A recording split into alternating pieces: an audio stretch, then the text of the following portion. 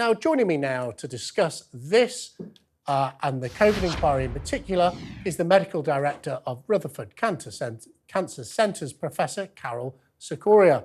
Good to see you, Karol. Thank you for joining us here on the show. Morning. Look, what a week we've had with this COVID inquiry. We've had Boris Johnson. I think he performed very well. He was clearly very well prepared. But drilling down into some of the issues that he raised, he particularly highlighted the tiering system as something that didn't really go as well as he'd hoped or was a difficult decision to make. Do you think the tiering system was the right way for the government to go?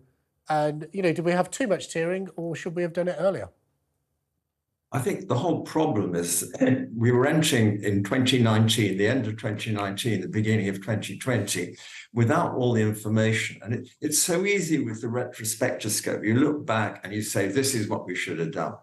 The problem is the inquiry to be useful, and we're paying a lot of money for it, you and me, in our taxes for this inquiry, shouldn't be a legal inquiry. It should be a scientific inquiry. Can we actually do better? And what will we do again if it happens? Now, whoever the Prime Minister is, and Boris will never be the Prime Minister again, I assume, it's sort of irrelevant what he said or didn't say and what the WhatsApp said and so on. What really matters for the future is how we deal with the whole process of lockdown, the evidence for it, and how scientific advice is translated into language that people that do Oxford degrees in philosophy and economics can understand. And that's the problem we've got, Jake. And look, so I remember us discussing this time in Parliament. I spoke out against the tiering system. My view was that we did have a series of peaks. It really started in London and the South East at the start of the pandemic and then made its way up through the country, despite we had a national lockdown. And there's been some discussion about whether we locked down too late and for too short a period or whether we locked down for too long. Just focusing on this tiering system, it was so divisive at the time, representing Rossendale and Darwen, a northern constituency. Do you think from day one, the government should have said, well, actually, let's lock down London, then let's lock down Birmingham, then let's lock down Manchester, Scotland, Wales, Northern Ireland, whatever it may be? Or was the national lockdown the right way to go? And you may not know the answer to that, but do you think the inquiry is going to come up with the right answer? They're not considering the scientific evidence. That's the key question, as you can imagine. My belief is that what really happened, we were too late all the way along. And by the time you got symptoms, by the time you actually got patients that were PCR positive, it was too late, that it had already gone.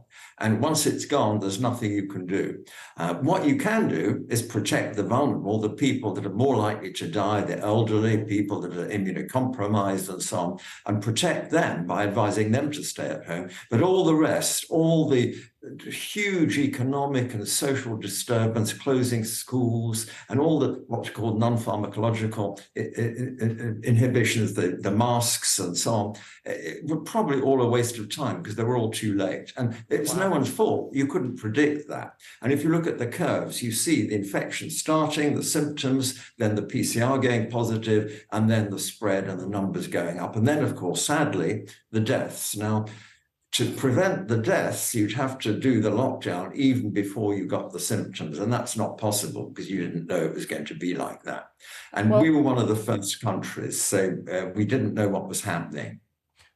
Professor Sikora, on that point, let's hear what Boris Johnson had to say about the knowledge he had at the time. I had seen from the events of the last, which we've discussed extensively, of the last 2-3 weeks, that we'd systematically underestimated speed, underestimated prevalence, and we didn't have any other shot. We didn't have the systems to control the virus that, perhaps I believed earlier in the month that we did. So, Professor Sikora, I mean, fairly frank, frank sort of exchange there with the former Prime Minister Boris Johnson, saying that they underestimated things. Maybe they simply couldn't have known. Did anything the government did during that period significantly reduce the likelihood of anyone getting COVID? No, I think they were doomed. You know, when they actually started doing lockdown, it was already too late. And Boris sort of admits that. And you couldn't have wanted to do a lockdown without the data that showed the virus was out there, and really prevalent out there. So he's quite right. And you know, it's not justifying the actions and so on. I think my big criticism, not being an infection person, but being a cancer specialist, is the knock-on effect on everything else with lockdown was huge. And we're going to see excess deaths for the next 3 to 4 years because of the decision to lock down too late. It wasn't worth doing. And the decision means there'll be far more deaths from non-infectious reasons compared to those that died with COVID. And of course, those that died with COVID tended to be over 80.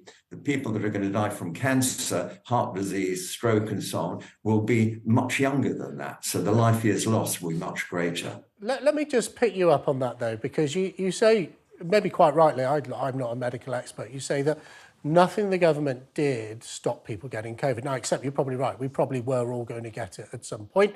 Maybe some of us would get it after we'd have the vaccine, be much less severe. But they didn't really set out to stop everyone getting COVID. They set out to suppress that peak, which was said at the time would overwhelm the NHS. Did they succeed in doing that?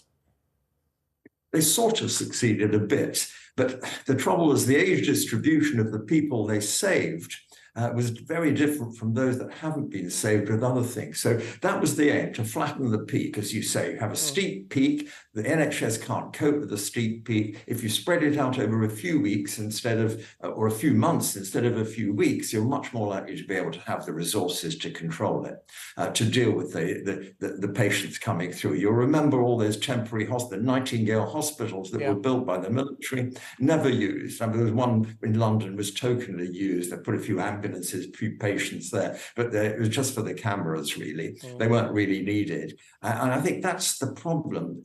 When you were at the time, it was so difficult to predict what was going to happen. So one has to have a bit of sympathy, both for the scientists that were advising and for the politicians. No one had done this before.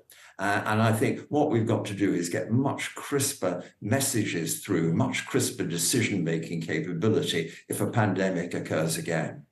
Thank you, Professor Sikora.